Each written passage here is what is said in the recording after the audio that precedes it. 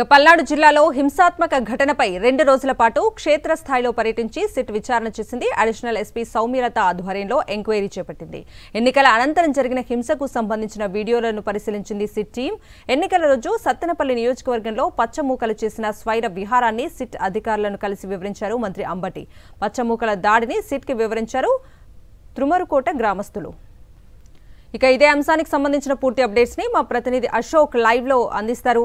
Ashok, polling రోజుతో పాటు తర్వాత 2 రోజుల పాటు తెలుగుదేశం గోండాలు నిర్వహించిన విధ్వంసకాండపై సిట్ విచారణ జరుగుతుంది. దాదాపు 2 రోజుల పాటు విచారణ పూర్తి చేశారు. అయితే పూర్తి స్థాయిలో మాచర్ల, అలానే కారంపూడి, రెంటచింతల, దాచేపల్లి, నర్సరావుపేటలో పూర్తి స్థాయిలో సిట్ విచారణ కొనసాగింది.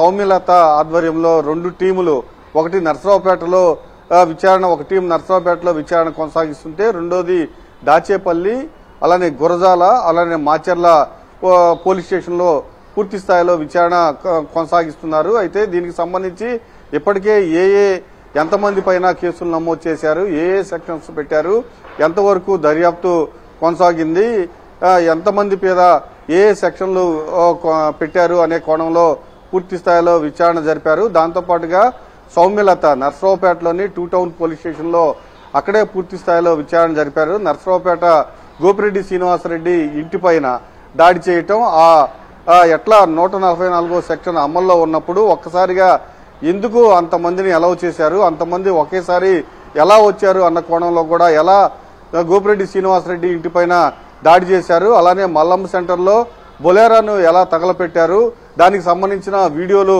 పూర్తి స్థాయిలో పరిశీలించడం జరిగింది. దాంతోపాటుగా పోలీసులు ఎలాంటి కేసులు నమోదు చేశారు, ఎవరు ఫిర్యాదు చేశారని దానిపైన కూడా పూర్తి స్థాయిలో విచారణ జరిగింది. దాంతోపాటుగా తుమ్మిరికోటలో ఆ రోజు ఈవీఎంలు, పోలింగ్ రోజున ఈవీఎంలు పగలగొట్టారు.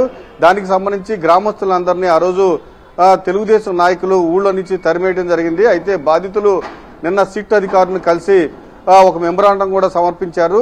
ఆ రోజు ఈవీఎంలు ఎవరు పగలగొట్టారు, దానికి సంబంధించిన వీడియోలను కూడా సిట్ అధికారులకు ఇవ్వడం జరిగింది. ఇక కారంపూడిలో జరిగిన గొడవ నేపథ్యంలో కారంపూడి పోలీస్ స్టేషన్లో ఎంతమంది పైన కేసులు నమోదు చేశారు, ఎంతమంది తెలుగుదేశం నాయకులు దాడిలో పాల్గొన్నారు, ఎన్ని షాపులు ధ్వంసం చేశారు అనేది ఇప్పటికే ఒక అంచనాకు వచ్చారు. వీడియోలను పరిశీలించారు, ఎవరెవరిపైన కేసులు నమోదు చేశారు, దర్యాప్తు ఎంతవరకు కొనసాగుతుంది అనేది రెంటచింతలకు సంబంధించి రెంటచింతల్లో పోలింగ్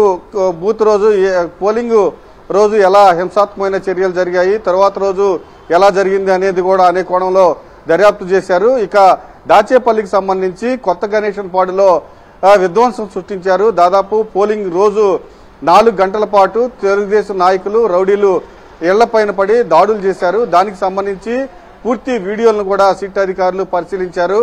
దానిపైన ఎంతమంది పైన కేసు నమోదు చేశారు, బయట నుంచి రౌడీ షెట్లు వచ్చారు, వాళ్ళని ఎలా అలౌ చేశారు అన్న కోణంలో కూడా దర్యాప్తు కొనసాగింది. పూర్తిగా 2 రోజుల పాటు దర్యాప్తు కొనసాగింది. దానికి సంబంధించి ఒక రిపోర్ట్ ను కూడా తయారు చేసినట్లు మనకు తెలుస్తూ ఉంది.